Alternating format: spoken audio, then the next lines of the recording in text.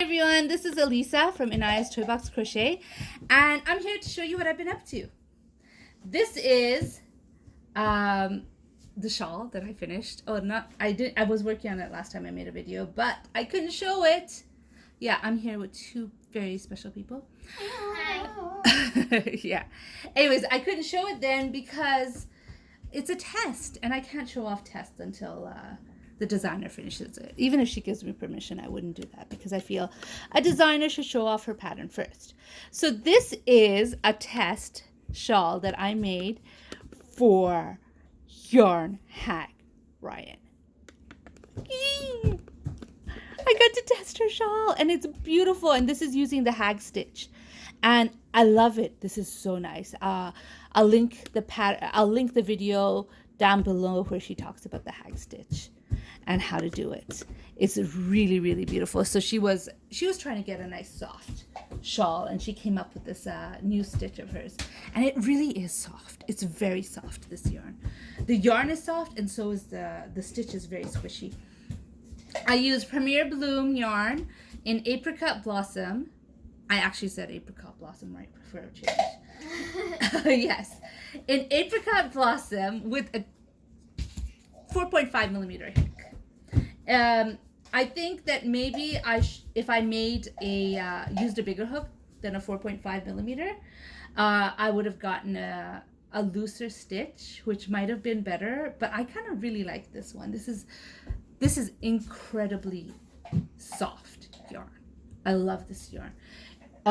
So this is the first time I ever made anything. I do have some Premier yarns now, but the first time I ever made anything out of any Premier yarn, and whoo, it's nice.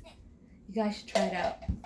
So while I was making that, I had a deadline for a design, so I was kind of working on both of them at the same time.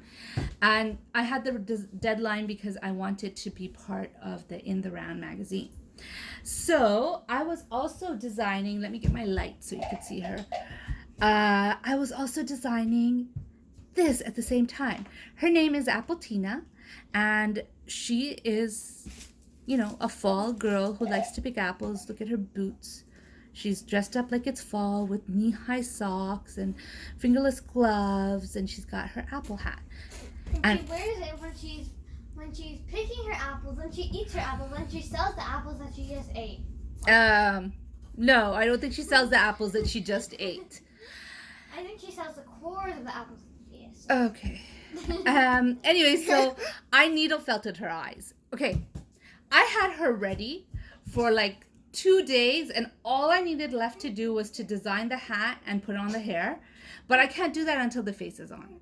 And for 2 days, she was faceless, hatless, and hairless. Why? Not for any other reason than besides I didn't want to embroider. I really didn't feel like embroidering.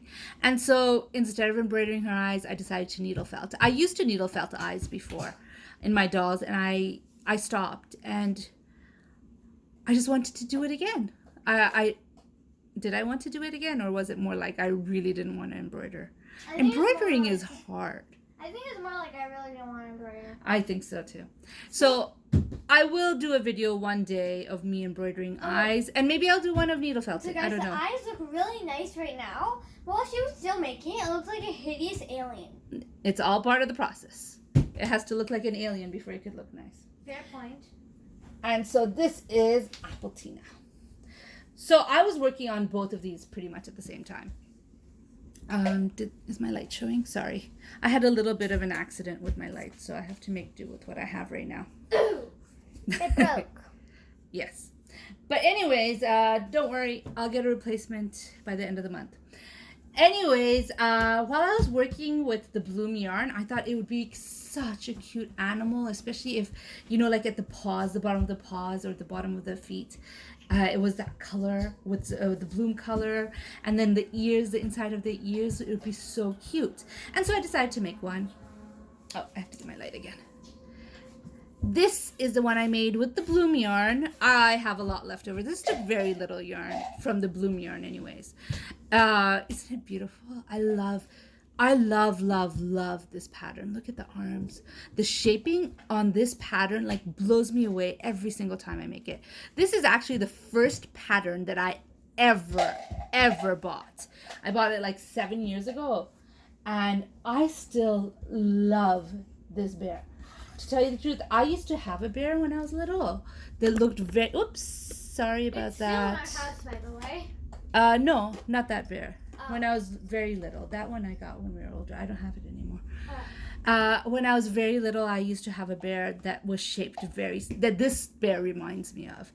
And when I saw it, I was like, oh my gosh, I want to buy it. But at that point, I had committed to not buying any pattern and only using free patterns because, you know, I just started it. Did I want to spend that much money? As it was, I was spending money on hooks and yarn. Did I want to spend money on patterns? I never, ever regretted buying this pattern. This pattern is so gorgeous. I have made a lot of these bears, but I haven't made any lately. And when I say lately, I mean in the past like 3-4 years. I haven't made any of them. So I really enjoyed making this one that I made again. Now, let me tell you, I have not worked with variegated yarns often. This is all experimental in the sense of colors. And I decided I'm going to do it with another variegated yarn, which I am currently sewing on. That's why the needle's sticking out of it. I'm currently sewing on an ear. It's finished. I finished crocheting it. It's done. As far as the crochet goes, I just have to sew it together, and I am in the process. It will get done soon. But this is another one I used. I used Loops and Threads Impeccable yarn for that one. Okay, please don't do that. Okay. Thank you. I used Loops and Threads Impeccable yarn for that one in the color Toasted Almond. And here are the little pieces, like the tail and the other ear, and the legs. I had fun making him. I am having fun making him. He's so adorable. I actually like it. I'm so glad that a lot of the places the yarns didn't pool. It kind of just made stripes because there wasn't enough of a repeat, I guess.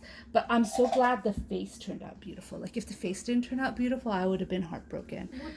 Yeah, it turned out great. I really liked it. So, like I told you, with this one, I did some color controlling. I chose that the blooming part of the yarn would be on the bottom of the feet, in the ears, and I made a little stripe here on the bottom with the bloom yarn. And the only reason I could do it, because it hurt to cut the yarn into pieces like that. It hurt. I gotta tell you, I'm not... Oh! Here's one that I made a few years ago. This one I made about 5 years ago for my son when I was pregnant. And he wanted to show his one off. So here he is. His name is what? Blueberry. It's Blueberry. So that's another one. Like I said, I've made many. I think he has 2 of them. I made one for my nephew. I made one for this person. I made one for that person. My daughter has one. Although she also wants the one she called coffee colored one. Mm-hmm. She wants that one too. We'll see. We'll see if you get it. I think I was thinking of sending it to my nephew. One who didn't get it because he was born after I stopped making them. Anyways, there's no freaking way that I would have been okay with cutting the yarn if I hadn't started making these baskets. Here we go. Let's cover up everybody else with this basket. I made another scrap yarn basket. I love it. It's beautiful. I used the apricot yarn. It's hard to tell, but it's there. It's in the bottom. It's like right there. Right there. Mm-hmm. Can you see it? You probably can't because I'm holding... when I'm working with DK yarn, I'm actually holding 4 yarns together. And so, yes, the colors get lost a little bit. But this is one I made. I used a bigger hook for this one. I bought myself a 9mm hook just to make these baskets because I don't like the idea of wasting yarn. I really don't. Even if there's a little bit left, I want to use it. I don't want to throw it out. And so I bought this 9mm hook hoping to make a bigger basket. And I did make not a bigger basket, hoping the basket would be easier because with an 8mm hook, you really have to fight with it a little bit. But I gotta tell you, the 8mm one is a bit more sturdy than this one. I mean, this one's sturdy. As you can see, it's standing on itself. It's not flopping onto itself. But it's not as sturdy as the 8mm hook. So I don't know what I'm gonna do. I might continue. This one is also bigger. Do I have the 8mm one here? No, I don't. This is bigger. It's also just as pretty. And it is still sturdy, just not as sturdy. Anyways, I used a mix of worsted weight and DK yarn. When I was using DK yarn, I was using 4 strands. The bloom is right here at the very bottom. It made about a row. That's it.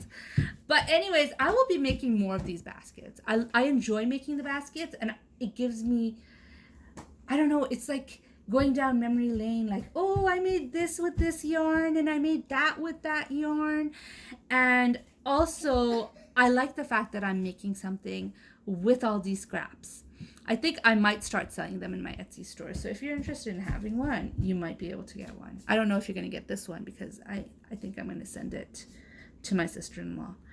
But, or no, I'm not sure yet. I'm still thinking. But anyways, if you ever see a basket, they're one of a kind. The colors will never be repeated because I will never finish. Even if I buy that yarn multiple times, I will not finish it with the other colors at the same time. So these baskets are one of a kind. With whatever scrap I have, I do very little color controlling. I do a little bit. I did a little bit. I made sure all the blues were together. Oh. And, you know, I do try to choose colors where the colors go together, but I don't choose the colors per se. These are colors that I have where I have, you know, skeins of yarns where there isn't enough to start a new project. That's how they get in there. If there isn't enough to start a new project, they're in these baskets. And I do say, well, I think the blue will look better with the other blues, or this maroon, there's blue in the maroons and there's purple. Oh, this purple and this blue looks good together. I think I'll just do that a little bit, but very, very little. I had a certain amount of skeins. I have the only one obviously I have left is the green, which will go on to my next basket. But I just work to finish the yarn. And I always use one skein of solid garler yarn so that there is like consistency throughout. So this one was gray. I always use neutral. I would like to do black one day. I don't have a black skein of yarn. I have to buy black. Anyways, I would love to do it with the black and the colors. I think that would stand out nice, and white would look nice too. I like the white in this one. Have you ever seen like a ball of yarn that's black but has like streaks of white? Yeah. You have? Yeah. I think it would look nice. Yeah, I know you like black. Anyways, so this is my basket. That's what I have made. Oh, here's the bottom of the basket. This is I mean, sometimes I think, oh, why did I choose those colors for the bottom? They're so pretty. They could have been nice on the top, but you know what? The top is pretty too. So really, it's hard to choose what you're going to do, where you're going to put it. But that's the bottom of the basket, which was, again, blues. I started off with blues, and then I graduated to other colors. So another thing I did. Okay, so I made a mistake with this, but I still love the way it turned out. I didn't love it at first, but I learned to love it. It just took a little bit of standing apart. I dyed some yarn. My daughter and I dyed some yarn. Who did that one? I think this one's my one. Okay. And so it was all done together at the same time, but hers turned out a little darker. Mine is way darker. Hers turned out darker. It's a bit tangled one. Yeah, I'm going to skein it up. I don't know how to hang them, but I will, maybe making skeins. So the magenta part was supposed to be red? Yes. So that's why I was disappointed. Not because it's pink, but because I knew what I wanted and I didn't get it. And also the green part was supposed to be black. Okay. So and also the light pink part was supposed to be white. Okay. So I had an idea where I wanted to be, I got burgundy gel food coloring and I wanted it red. I didn't want a pink skein. I wanted it red, so I got gel food coloring in burgundy to make it pink. I probably did not put enough burgundy in the water, and so it turned out pink. And I wanted black streaks on it. So I was warned that the black breaks. Yeah, sorry, I was just smelling my yarn. It still smells like vinegar. Oh. So I was warned that the black breaks, and so I decided I'm going to put a whole lot of vinegar in this so it strikes really quickly, and I would still have black streaks where we actually took a paintbrush and randomly just painted black all over the place, like on the white and on the red. Yeah, it didn't work. It broke anyways, and now my yarn smells like vinegar. I could not wash the smell off. It's been airing out. It's been a few days. It's been airing out, and it's not as bad as it used to be. But it still smells like vinegar. And no one likes the smell of vinegar. Literally no one. It's okay. It smells like salad. No. Right? No. So she's like, salad? What are you talking about, salad? What salad? Anyway, so this is what I did. I dyed yarn. I'm going to make a shawl out of this. I will probably have to, work with both skeins at the same time since they both turned out. One of them is like lighter than the other, but it's fun. And I actually like the colorway now. I think if you're ever going to dye yarn, you should not have specific expectations on how your yarn is going to turn out. You should not say, I want to have it like this. Anyways, this is my second 2 skeins of yarn, and my daughter helped me dye it. Some parts of it is burgundy if you look. You can see the red. My one is way darker and I dipped it a bit too much. No, you didn't dip it too much. It's fine. It looks fine. There's nothing wrong with it. I should have put more burgundy in the water. That's what was wrong with it, that I didn't put enough burgundy. Anyways, the black, the vinegar did not help, it's not black. But at least we don't have Christmas colors. True. If I did put more burgundy, we would have had closer to Christmas colors. But that's okay. It's great. I like this yarn. I will make a shawl out of it. And I'll probably make one soon. I've been looking at patterns. But I'm still working. I feel like I need to finish my Star Stitch shawl from Darn Good Yarn first before I start a new one. But chances are I'll start a new one before that. Anyways, this is what I've been working on. I hope you like the video. If you like the video, please give me a thumbs up. And if you want to hear more from me, please subscribe and check out my daughter's channel, which is just Inaya's Toy Box, no crochet at the end. I will comment. You can check it out there.